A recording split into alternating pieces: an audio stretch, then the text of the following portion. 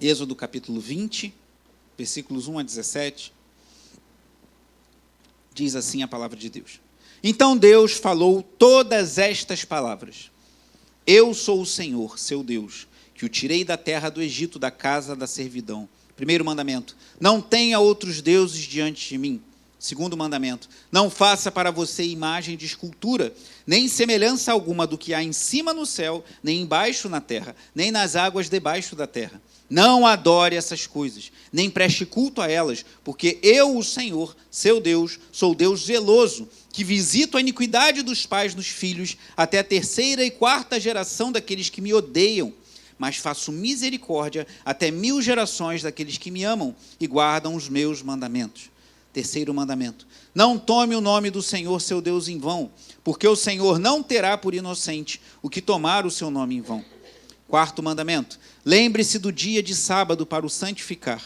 6 dias você trabalhará e fará toda a sua obra, mas o 7º dia é o sábado, dedicado ao Senhor, seu Deus. Não faça nenhum trabalho nesse dia, nem você, nem o seu filho, nem a sua filha, nem o seu servo, nem a sua serva, nem o seu animal, nem o estrangeiro das suas portas para dentro.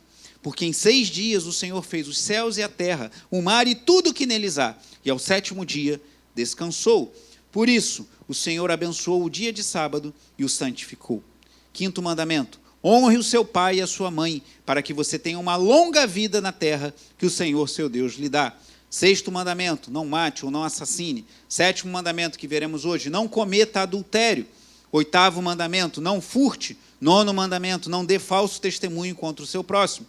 10º mandamento, não cobice a casa do seu próximo, não cobice a mulher do seu próximo, nem o seu servo, nem a sua serva, nem o seu boi, nem o seu jumento, nem coisa alguma que pertença ao seu próximo. Até aqui a palavra do Senhor. Oremos. Pai amado e bendito, essa é a tua palavra, Senhor. Deus, tu és santo, santo, santo, como cantamos, e tu deste a Moisés e ao povo de Israel e a todos nós essas palavras que transcendem gerações, Deus. 10 mandamentos que são válidos até o dia de hoje e serão até o fim, Deus, porque é a tua palavra revelada a nós. Nós te louvamos por isso e eu te peço, nesse assunto espinhoso, mas tão relevante em todas as épocas, e especialmente pertinente aos nossos dias, da sexualidade, da imoralidade sexual. O Senhor me capacite e me dê graça, Senhor, porque a tua palavra, ela tem poder para quebrar cadeias, para despedaçar, talvez pessoas que chegam aqui essa manhã, ou pessoas que ouvem essa mensagem e são escravos da pornografia, são escravos de uma vida sexual que não glorifica o Senhor, ou que estão sendo tentadas a cair em adultério, ou em fornicação, que o teu Espírito Santo quebre cadeias, Senhor, e capacite pessoas a enxergarem com os teus olhos e buscarem uma vida santa, pois a tua palavra fala, sede santo, pois eu, o Senhor, sou santo. Abençoa-nos nessa manhã que já desfrutamos da tua doce presença nas orações, nos cultos, no momento de ofertório, que o teu Espírito Santo se manifeste com poder nesse momento, pois é a tua igreja, é o teu povo, Senhor. Eu sou o teu servo, em nome de Jesus. Amém. Os irmãos podem sentar.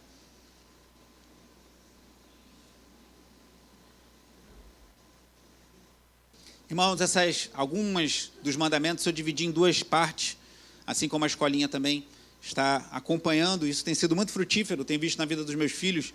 A gente estuda aqui, eles estudam lá e a gente compartilha o aprendizado sobre os 10 mandamentos. E essa mensagem, esse mandamento, 7º mandamento, não adulterarás, eu falarei em 2 mensagens. E essa primeira, eu vou falar de aspectos perenes. O que é algo perene? É algo duradouro, algo contínuo, algo que não é influenciado pelo tempo ou por uma época, mas é algo que atravessa gerações. Então, essa primeira mensagem de hoje, falarei sobre aspectos perenes do 7º mandamento. E na mensagem de semana que vem, permitindo o Senhor, aspectos pertinentes ao nosso tempo. Então, a mensagem de hoje, aspectos perenes do 7º mandamento. O que é perene? Alguma coisa que é para todo o tempo. E a mensagem de semana que vem, permitindo o Senhor, aspectos pertinentes ao nosso tempo. Pois certamente há muito a pensarmos sobre sexualidade humana numa geração como a nossa, uma geração erotizada, uma geração super sexualizada, em que pessoas muitas vezes entendem que o sexo é como outras necessidades básicas humanas.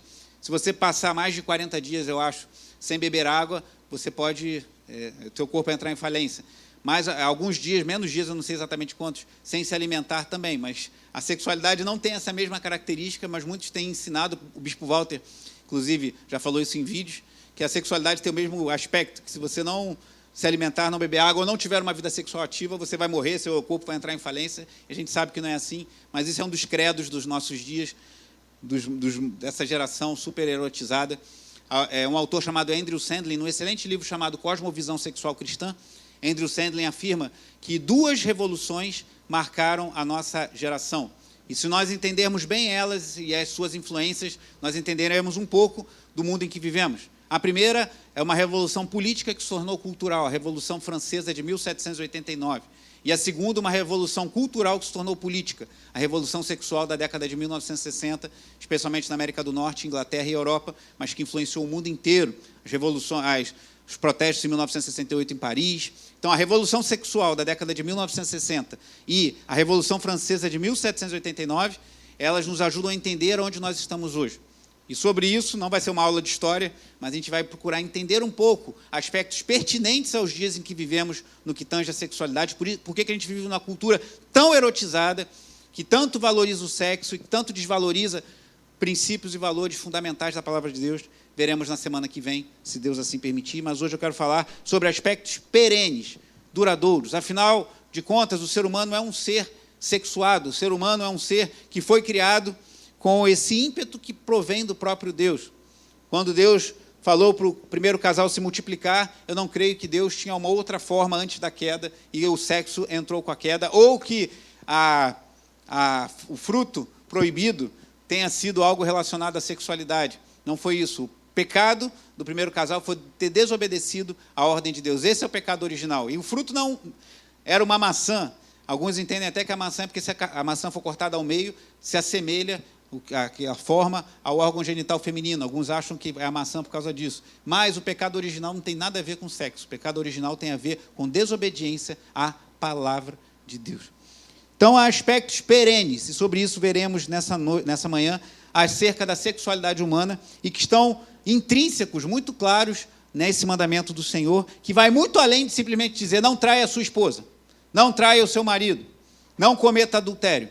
Isso certamente é o que está no mandamento, no 7º mandamento, mas há algo além disso, algo muito maior. E para isso, eu quero chamar a atenção para 3 tópicos que eu separei aqui. Primeiro, o relacionamento conjugal na origem. Como disse muito bem o irmão Nelson numa das aulas recentes de escola dominical, muito das coisas que a gente precisa entender para ter uma visão bíblica, uma visão cristã do mundo, a gente começa entendendo lá no Gênesis. O livro de Gênesis tem muito a nos mostrar sobre muitas coisas. E não é diferente sobre o relacionamento conjugal. Então, o primeiro ponto, o relacionamento conjugal lá na origem, lá no Gênesis. O segundo, na lei de Moisés. E o terceiro e último aspecto, o desafio perene, ou seja, constante, da pureza sexual. Então, primeiro ponto, o relacionamento conjugal na origem. Volte para Gênesis capítulo 2.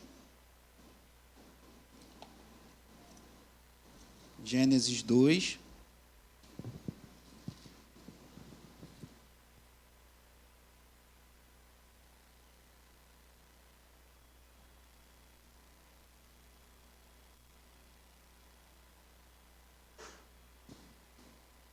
Gênesis capítulo 2, a partir do versículo 18.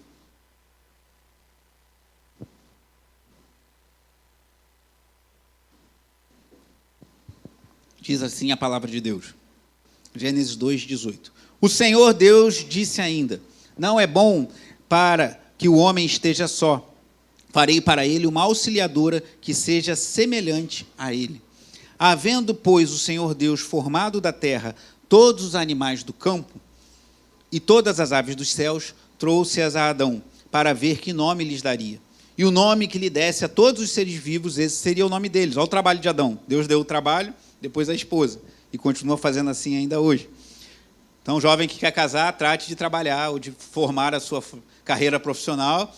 Trabalhe, estuda bastante, para você poder depois constituir família. Como está no Salmo 128, que foi lido na abertura pelo Enzo. O homem deu nome a todos os animais domésticos, às aves dos céus, e a todos os animais selvagens. Mas para o homem não se achava uma auxiliadora que fosse o quê?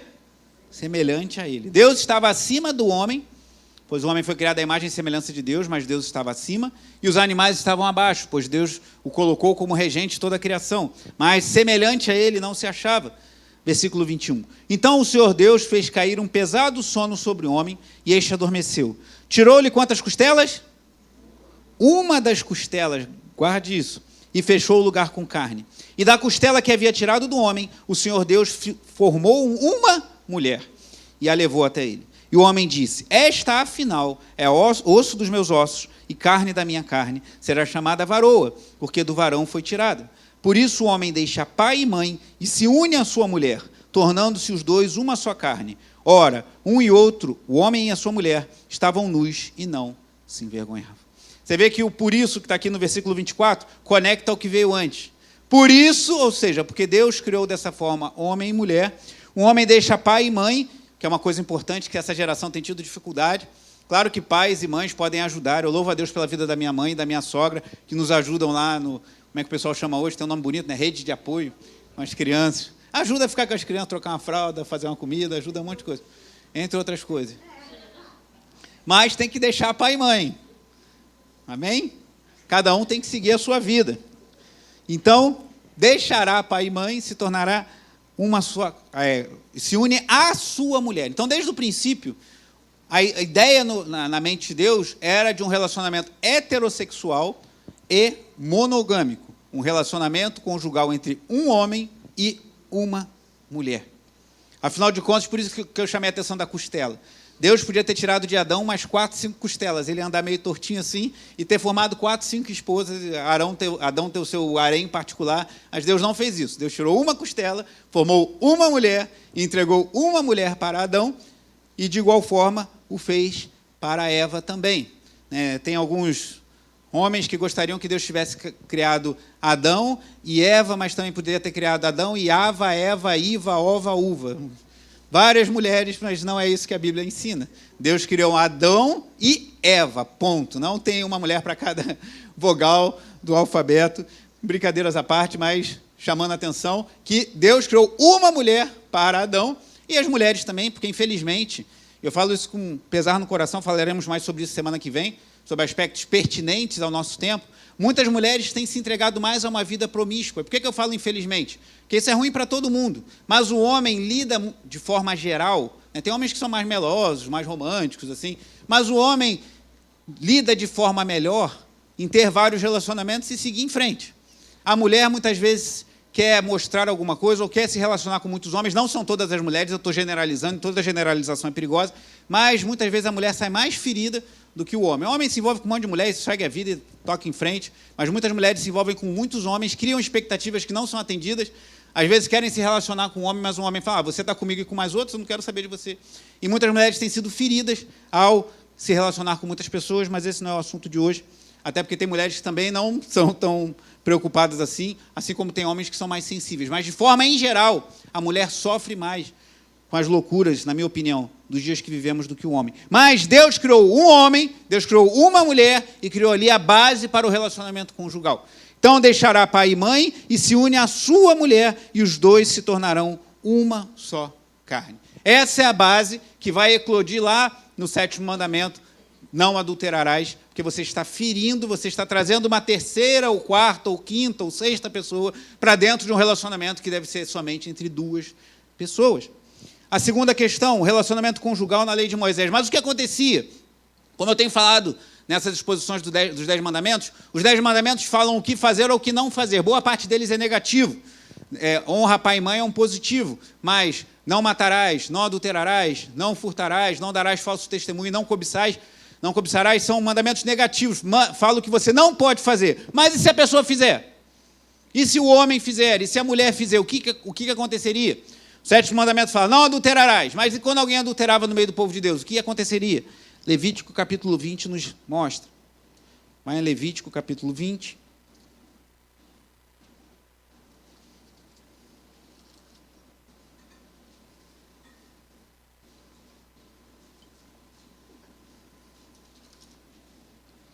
Apenas o versículo 10. Eu vou ler depois o 13 também, que é de outro assunto, mas acho importante a gente pontuar. Levítico 20, 10. Se um homem adulterar com a mulher do seu próximo, será morto Então, o que aconteceu lá em João capítulo 10, acho que é João 10, agora me fugiu. Não, João 8. Quando Jesus foi levado uma mulher adúltera a ele, a mulher estava com o homem. Estava ela e o homem com quem ela adulterou? Estava ela? Então Jesus não quebrou a lei. Alguns entendem que talvez o adúltero estivesse ali no meio daqueles que estavam acusando Jesus. E aí Jesus falou, quem não tiver pecado, atire a primeira pedra. Talvez o cara tenha tido um lapso de consciência e falou, cara, se apedrejar ela, eu devia estar junto sendo apedrejado. Isso é conjectura, tá? Isso não está escrito na Bíblia, não. É uma possibilidade. E talvez é melhor sair daqui, porque daqui a pouco vão falar, não, mas apedreja ela e ele também, que foi ele, vai junto. Mas isso é conjectura, a Bíblia não fala isso. Mas foram saindo dos mais velhos para os mais novos. O Evangelho segundo João revela isso, porque a gente vai ficando mais velho, a gente vai ficar mais consciente da nossa fragilidade humana. Se você ainda já passou dos 30 e pouco, dos 40, ainda acha que você é o super-homem, a Mulher Maravilha, ora bastante, que você está bem enganado. Quando a gente passa da idade, a gente começa a ver com mais clareza as nossas muitas fragilidades. E os mais velhos para os mais novos saíram, abandonaram as pedras e foram embora. Porque tinha que ser. E aquela mulher, que deveria ser sim apedrejada, recebeu uma palavra e Jesus falou, vai e não peques mais. Não falou, continue em adultério, está tudo certo, agora é tempo da graça, eu vim aqui, você pode fazer o que quiser. Não, Jesus falou o quê? Vai e não peques mais. Então, na lei de Moisés, o adultério era tratado como uma coisa muito séria, irmãos. No Brasil, até algum tempo atrás, eu nunca soube de ninguém que foi preso por adultério. Eu acho que nunca aconteceu, não tenho certeza. Mas adultério era tratado como crime, porque era baseado na palavra de Deus, as leis do nosso país. Por que isso? Por que tratar de forma tão dura o, entre muitas aspas, simples relacionamento entre um homem casado e uma outra mulher, sendo essa mulher casada ou não, ou uma mulher casada e um outro homem casado ou não? Porque isso não é simples. Porque diante de Deus, o casamento e a família são muito relevantes. Quando você tem uma coisa que é muito importante para você, você preserva, você guarda. Você é cuidadoso com aquilo que é importante para você. Lá em casa a gente tem isso com a Raquel. A Raquel é ciumenta com as coisas dela. Ela tem um quartinho dela lá, ela fecha a porta. E quando o João vai no quarto, quando ela ouve um barulho de um ranger de portas, ela, quem abriu a porta do meu quarto? Ela lá na sala. João não entra no meu quarto. Que o João pega as bonecas dela, leva, não sei o quê. O João é marrentinho, vai com aquele jeitinho dele lá e sai arrancando tudo. Mas a Raquel é ciumenta, irmão. Digo com as coisas dela, só misericórdia. Então, a gente está tratando isso nela. Mas, quando alguma coisa tem valor para a gente, seja para uma menina de 5 anos uma boneca, seja para você alguma coisa que você adquiriu com dificuldade, ou um relacionamento que é caro para você, a gente valoriza. Então, por que Deus trata de forma tão dura o adultério na lei de Moisés? Porque a família e o casamento são muito caros aos olhos de Deus. Diferente do que a nossa cultura prega, casamento não é só um papel passado. Casamento não é só se unir e se não der certo, separa. Vai que se não der certo, separa. E falaremos sobre isso no Encontro dos Casais do próximo sábado. Aproveito para reforçar aqueles que não se inscreveram ainda. A gente já está com um número ali, acima, né, Diácono Giovanni, do que esperávamos, mas ainda cabe mais alguns. Então, esteja conosco. E estamos com uma urna, irmãos. A gente topou um desafio de colocar uma urna para perguntas. E a urna vai estar até hoje à noite. Então, a urna está lá fora. Você pode fazer a pergunta que você quiser e a gente vai responder se a gente puder. Então, pergunte o que quiser e a gente vai responder o que a gente puder. Mas os casais que quiserem perguntar, não precisa se identificar, a gente não está exigindo, mas se você quiser fazer aquela pergunta que você gostaria de fazer, não tem coragem, fica com vergonha de perguntar ao pastor, ou ao amigo, ou alguém. Não fique, como disse bem o Diácono Giovanni, mandando indireta para o seu cônjuge, vou perguntar isso para o meu cônjuge, ver se ele acorda. Não, tiver que conversar com o seu cônjuge, converse claramente com ele, peça a Deus sabedoria. Mas se tiver alguma pergunta, a caixinha está lá, só até hoje, e aí vamos responder essas perguntas, e também vou falar um pouco sobre a segunda parte do livro que estamos usando no próximo sábado. Mas, irmãos, por que Deus trata com tanta seriedade o adultério? Porque casamento e família são coisas muito caras aos olhos de Deus. E aí nós chegamos no terceiro e último ponto dessa mensagem. O primeiro é o relacionamento conjugal na origem. Deus criou Adão e Eva. Não criou Adão e Ivo, como alguém falou, nem criou Adão, Ava, Eva, Iva, Ova. Não, criou um homem e uma mulher, mostrando que o padrão de Deus para casamento e para família é um casamento monogâmico heterossexual. Por isso que eu particularmente fico desconfortável com o termo casamento homossexual. Eles estão tomando emprestado um termo bíblico e dando um sentido completamente diferente. Por quê? Se casamento passar a ser qualquer coisa, pode ser entre um homem e um homem, entre uma mulher, entre um homem e duas mulheres, entre uma mulher que nem agora tem trisal, tem um monte de coisa. Se passar a ser qualquer coisa, o conceito se perde. Casamento é qualquer coisa. Não. Quiser chamar dá um nome, inventa um nome para isso que a Bíblia não aprova. Mas o casamento bíblico é entre um homem e uma mulher, e um casamento monogâmico e heterossexual. Ah, mas há exemplos de homens da Bíblia que tiveram mais de uma mulher. Exemplos dramáticos. Vê lá a história dos patriarcas, vê a história de Davi, vê a história de Salomão, e você vai ver que são exemplos não para nos mostrar o que fazer, mas para nos mostrar o que não fazer. Mas, tendo visto isso, eu falei que ia falar do Levítico 20 ainda, se você tiver com ele aberto ainda, versículo 13, olha como Deus trata com seriedade também o relacionamento homossexual. Se também um homem tiver, versículo 13, relações com outro homem, como se fosse mulher, ambos praticaram coisa abominável, serão mortos, o seu sangue cairá sobre ele. Alguns falam, meu Deus, coisa dura, então tem que matar os homossexuais. Não.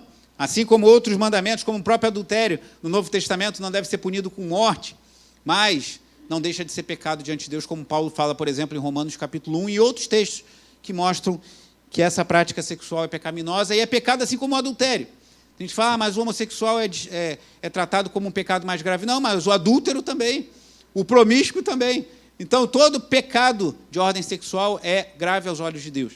Então, não devemos tratar o pecado homossexual como um pecado maior do que os outros, mas é um pecado que muitas vezes gera consequências muito tristes, muito dramáticas, muito difíceis na vida daqueles que assim se envolvem. Mas também não é o tema de hoje. Vamos ao terceiro e último aspecto, o relacionamento conjugal na criação, no Gênesis, na lei de Moisés, e, por fim, o desafio perene, ou seja, para todas as épocas da pureza sexual.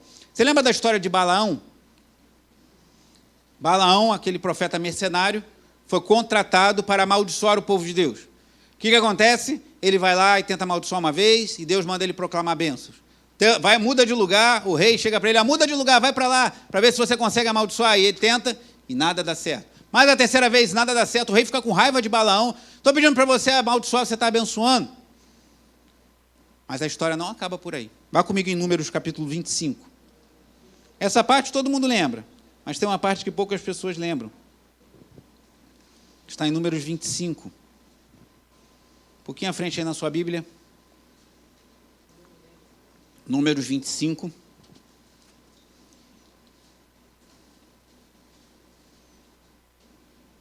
Versículo 1. Diz assim, Números 25, versículo 1.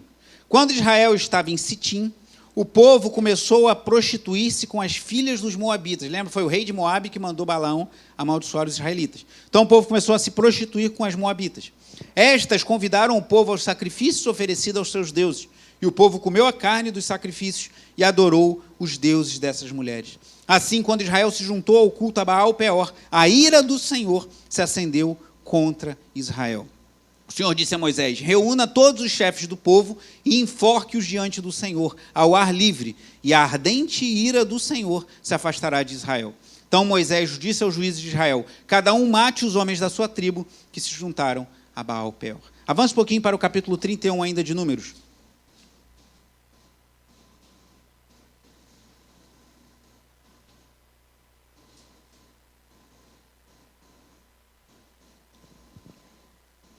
Números 31.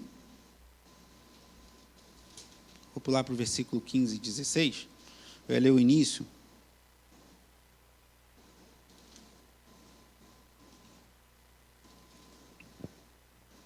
Números 31. Se você ler o início do capítulo, vai mostrar que eles mataram os reis midianitas e também a espada a Balaão, filho de Beor, versículo 8. Mas vamos direto para o versículo 15.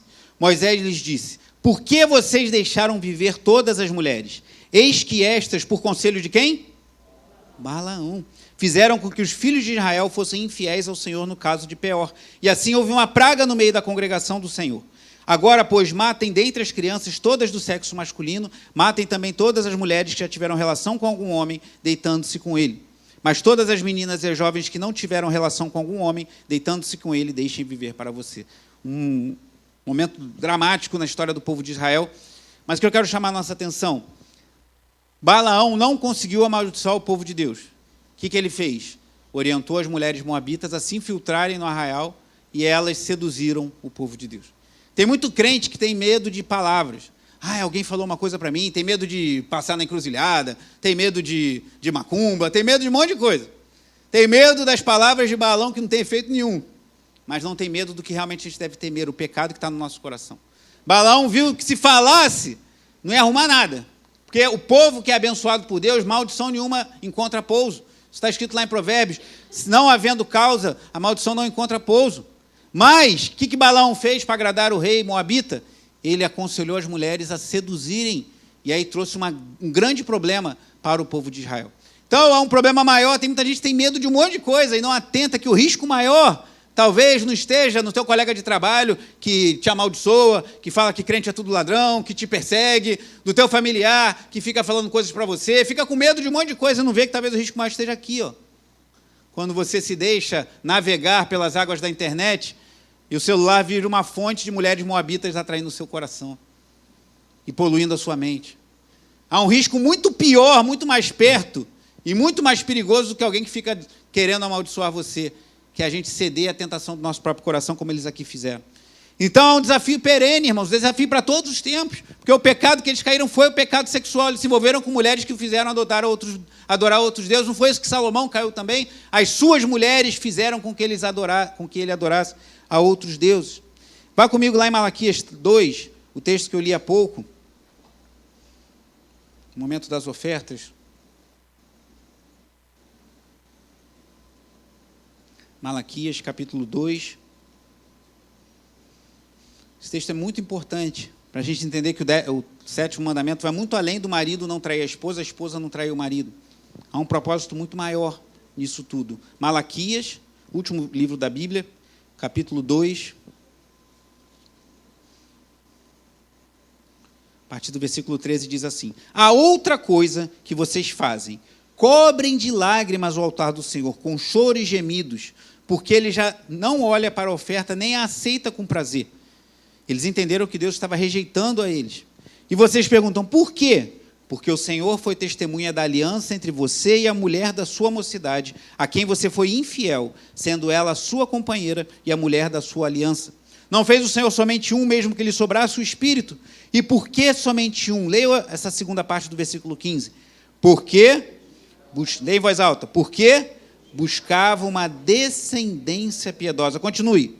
Portanto, tenham cuidado para que ninguém seja infiel para com a mulher da sua mocidade. Continue. Porque o Senhor, o Deus de Israel, diz que odeia o divórcio e também aquele que cobre de violência as suas roupas, diz o Senhor dos Exércitos. Portanto, tenham cuidado e não sejam infiéis. O versículo 15 fala, o propósito do casamento, o propósito da família cristã é gerar descendências piedosas. Então, quando Deus fala, não adulterarás, não é só para você não entristecer o seu cônjuge, não magoar, não ficar triste, ou para você ser morto no Antigo Testamento, junto com quem você teria adulterado. Mas o propósito é preservar o casamento e preservar a família, porque é assim que Deus sempre operou e Deus continua operando. Isso é um ensino para nós também. Porque o que dá vigor para a igreja não são eventos, festas e retiros, embora isso possa ter o seu valor. A gente faz eventos, fizemos um retiro esse ano muito proveitoso, tem muitas coisas boas que a igreja pode fazer. Não estou falando que isso não tem valor nenhum. Mas a ênfase, o que dá vigor a uma igreja são famílias piedosas.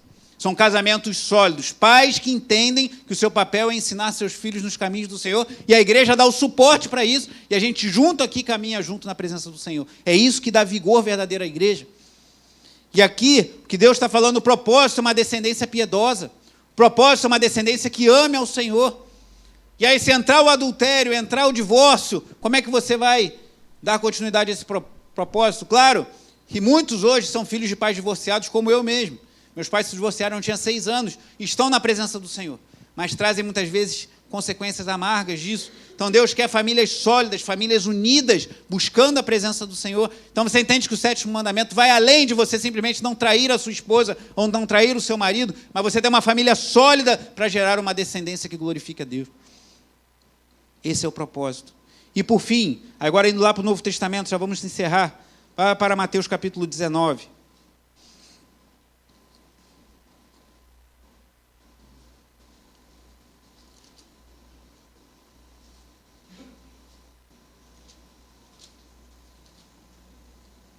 A controvérsia de Jesus e dos fariseus acerca do divórcio. Mateus 19, a partir do versículo 3, diz assim: alguns fariseus se aproximaram de Jesus e, testando-o, perguntaram: É lícito ao homem repudiar a sua mulher por qualquer motivo? Jesus respondeu: vocês não leram que o Criador, desde o princípio, ó, indo lá no Gênesis, que nós fizemos essa manhã, o que Jesus fazia ao ensinar, os fez o quê? Homem e mulher. E que disse: por isso o homem deixará o seu pai e a sua mãe e se unirá à sua mulher, tornando-se os dois uma só carne, de modo que já não são mais dois, porém uma só carne. Portanto, que ninguém separe o que Deus ajuntou. Os fariseus perguntaram: então por que Moisés ordenou dar uma carta de divórcio e repudiar a mulher? Jesus respondeu: foi por causa da dureza do coração de vocês que Moisés permitiu que vocês repudiassem a mulher, mas não foi assim desde o... De novo, Jesus remetendo lá ao Gênesis. Eu, porém, lhes digo, quem repudiar a sua mulher, não sendo por causa de porneia, palavra grega para uma série de pecados sexuais, por causa de relações sexuais ilícitas, e casar com outra comete adultério. Os discípulos de Jesus disseram: se essa é a situação do homem em relação à sua mulher, não convém casar. Que resposta curiosa que eles deram. Jesus, porém, lhe respondeu: nem todos são aptos para aceitar este ensinamento, mas apenas aqueles a quem isso é dado. Porque há eunucos de nascença, há outros a quem os homens fizeram tais, e há outros que se fizeram eunucos por causa do reino dos céus. Quem é apto para aceitar isso, que o aceite. Então, Jesus, na controvérsia com os fariseus, advoga fortemente a favor da preservação do casamento.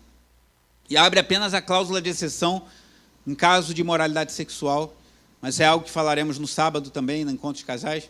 A igreja, tradicionalmente, ela busca a reconciliação, mesmo nos casos de adultério, porque entende que é melhor preservar a família. E aí a igreja deve dar todo o suporte ao casal, todo o suporte, todo o apoio, especialmente ao cônjuge que foi traído, para que possa perdoar, para que possa avançar. Mas o caminho é de buscar a restauração, a reconciliação. Mas a gente entende que aqui é uma cláusula de exceção que Deus estabelece somente no caso de imoralidade sexual. Olha que coisa grave, irmãos. No contexto do Antigo Testamento, se houvesse um adultério, qual era a consequência? O adúltero e a adúltera eram apedrejados e mortos. A aliança de casamento estava quebrada, porque a aliança é até que a morte os separe, como a gente faz no rito de casamento. Mas Jesus já aponta aqui um outro caminho.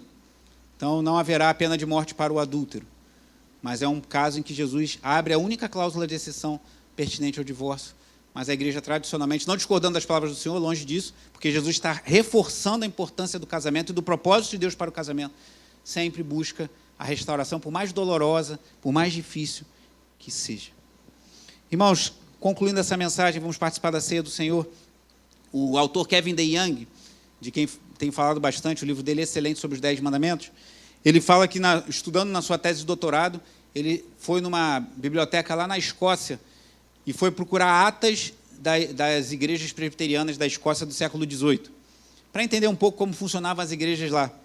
E ele disse que encontrou várias questões que o concílio da igreja presbiteriana da Escócia, à época, trabalhava sobre disciplina na igreja. E boa parte dela era sobre pecados sexuais. Homens que engravidaram uma mulher e aí negava que o filho era dele, depois descobria que o filho era dele mesmo. Pessoas que tiveram relacionamentos extraconjugais. E ele chama a atenção para isso, como esse assunto é perene, ou seja, atravessa todas as gerações. Vimos os moabitas, as mulheres moabitas lá com o povo de Israel no deserto.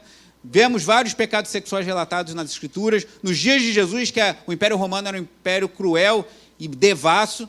Nos dias lá da Escócia do século XVIII, no Rio de Janeiro, que é uma cidade muito promíscua, esse problema atinge a todos, em todos os tempos.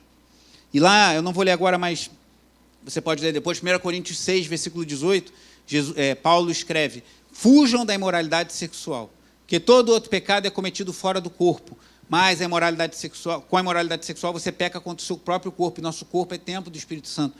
E Paulo também, escrevendo aos Tessalonicenses, no capítulo 4, ele fala também para nós fugirmos da imoralidade sexual. Se quiser, você pode ler depois 1 Coríntios 6 e 1 Tessalonicenses 4. Mas vamos ver o que o próprio Jesus disse ainda em Mateus. Volte para o capítulo 5, e com isso nós vamos concluir. Mateus, capítulo 5.